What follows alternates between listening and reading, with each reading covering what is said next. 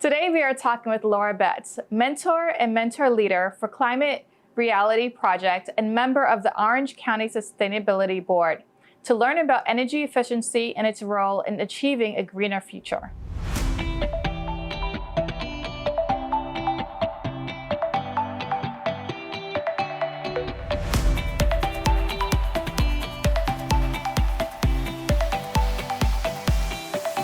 Hi.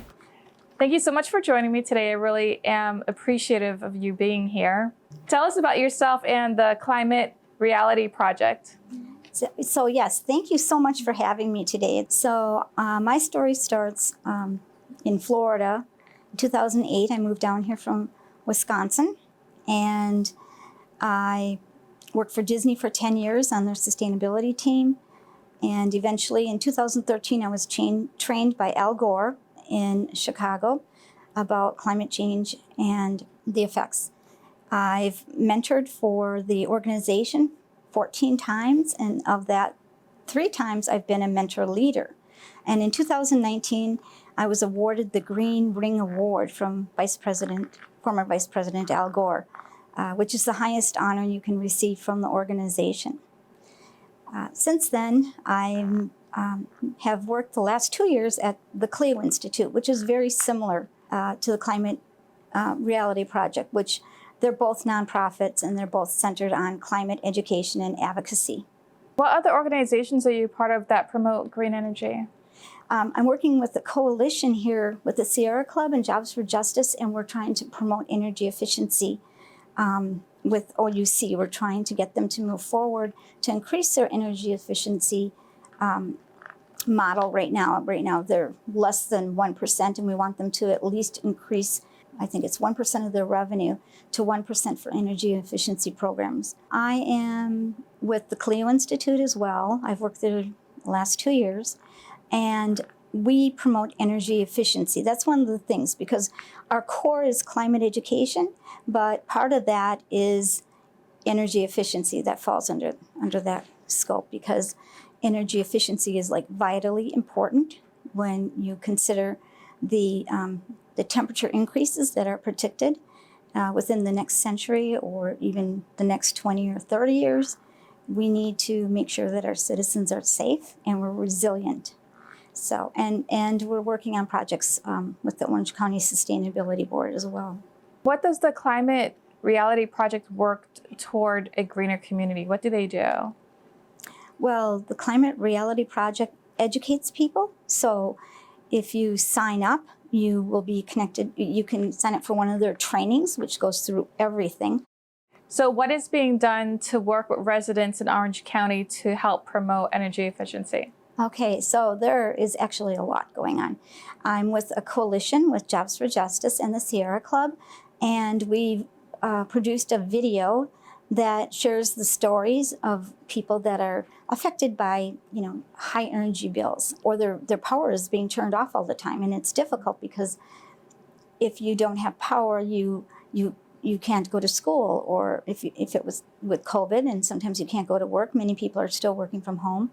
Being energy efficient is all part of that, as well as the utility companies putting funding in to help support people as well. So that's one of the things that's going on. And then also you have an amazing sustainability director here, an amazing mayor that supports that Orange County move forward, and Jeff Benavides, some of the things that he's doing with the sustainability board, I just couldn't be more happy. He's really moving the needle in that direction, and he cares. Mm-hmm. So we're working on looking at future heat indexes and how that's going to affect residents, and improvements that need to be made, and maybe cooling centers in the future. So there's a lot of work going on. What can residents do to become more energy efficient?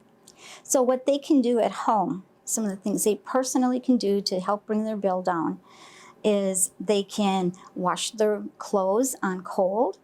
They can switch out their light bulbs, because if you have the old-fashioned kind, those also produce heat. And going to LED, each light bulb you change out to LED saves you $12 a year. They can keep their shades closed in the summertime, or hand wash their dishes if they have a dishwasher, or only wash your dishes on full loads. Look around your windows and your doorways, and close up any gaps if you can. If it's a weather strip or even a rug, keep your inside as sealed as possible, because the greatest draw on your energy is going to be your air conditioning. If you can afford it, get one of those thermostats that are programmable. What about fans? Do fans help? Oh yeah, fans are a good thing. Fans, ceiling fans will help. Yep, anything to move the air. Yeah, and I know we have the SELF program in Orange County, which I worked since 2017 trying to get that implemented. Finally, we got it implemented. And that helps low-income families get loans to do things like maybe to replace the air conditioner or solar power, or things that they can do. I think they're starting to open it up to also like septic tanks and things like that. So that's wonderful, and I believe that's fairly recent, isn't it? Yeah. Yeah. So you should be very proud. Yeah, that was really exciting to finally get that through. It took a while. What does energy democracy and energy justice mean?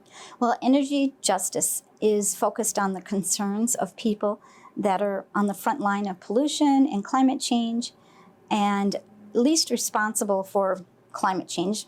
And energy democracy is letting the communities that are most affected have not only a say, but have a decision-making part in their communities. It's more than just saying they should be sitting on a board, but actually they need to be part of it, because they're the ones that are the experts what's best for their neighborhoods. Tell us about your latest initiatives and programs. I'm working on a sustainability plan for HOAs, which is really important because in the future they're going to have to adjust. There's not going to be as much water, and so that's the first thing I can see is transitioning over to Florida-friendly landscaping and sustainability measures, helping them make good decisions on some of the things that they purchase.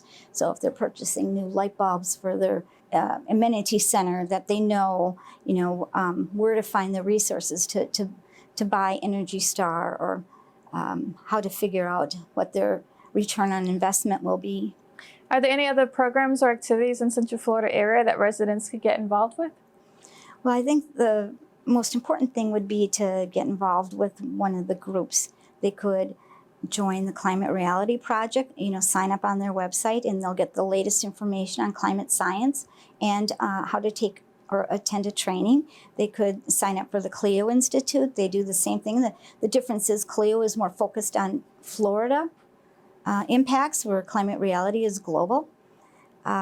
They could join other organizations out there, like Ideas for Us, Sierra Club, Jobs for Justice, any one of those organizations, EDF. They all work on the same issue. There are a couple resources if people want to go to.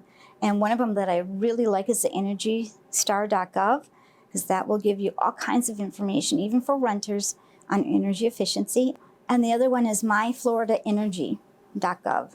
And that's an excellent site. You can do a home energy audit if you have, if you'd like. And it also gives you information for resources and rebates and things like that. They're both very well done. Is there anything else that you would like to share with our viewers?